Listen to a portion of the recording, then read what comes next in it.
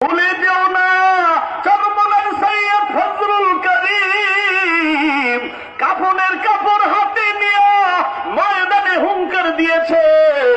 যেই ফতুয়া বিরোধী আন্দোলনে কাফনের কাপড় নিয়ে নেমেছেন আর বলেছেন হয়তো ময়দানে কাফন নিয়ে দাফন হবে, তারপরও বেঈমানের সাথে মাথা নত করা হবে না।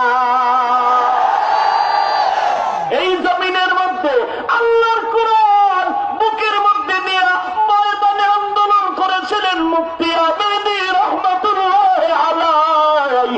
বেঈমানের ভিত কেঁপে উঠেছিল।